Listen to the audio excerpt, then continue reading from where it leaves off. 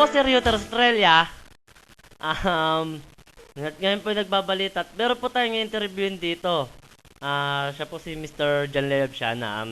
Mr. John Leob Siana, ano pong pinagkakabalan niyo po ngayon? Pagkakaperahan.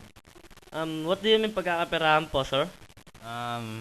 Ano ba? Paano ba to? Ending na lang, ending. So nagpapataya po kayo ng ending, sir. So, ano po masasabi niyo sa krisis natin na politika ngayon, sir?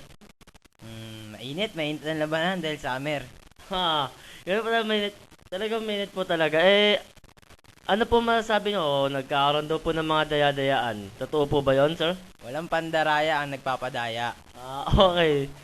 Kung inyo, nag-gets niyo po siguro ano pong ibig sabihin ni Mr. John Leob Siana.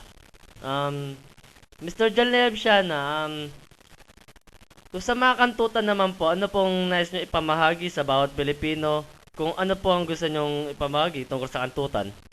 Ang kantutan, sana ideklara ng maayos. Kantutan nga eh. Ayun ba tinatawag na kantutan? Hindi.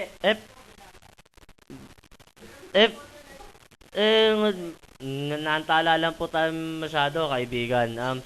Nawala na po ang nagbalik ang may putok po ay ang ating panauhin ngayong araw. Tayo po ay nandito. Alam niyo po ba kung ano programa natin, sir? Kantutan portion. Okay, tama po siya, kantutan portion po to.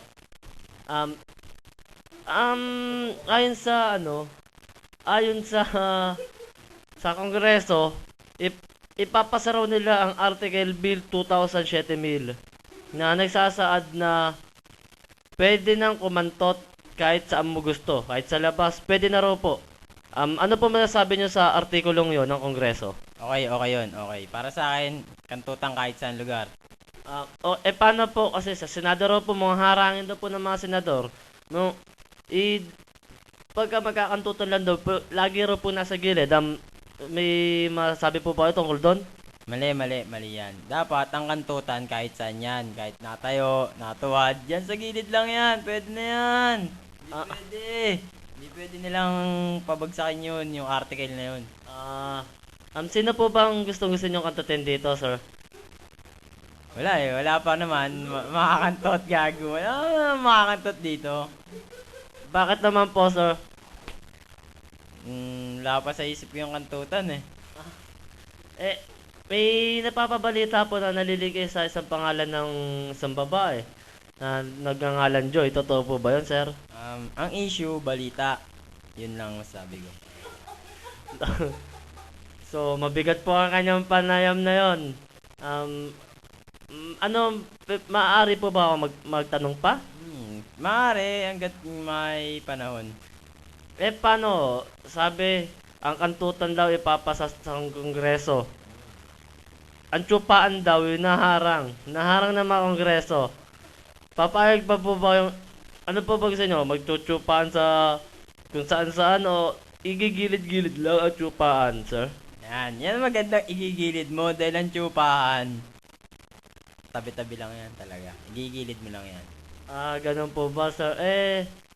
Kung sabi ko kanina, tulad nga nasabi ko kanina, ang Kongreso pinapasa ang kantutan sa kahit saan. Ang Senado, hinaharangan.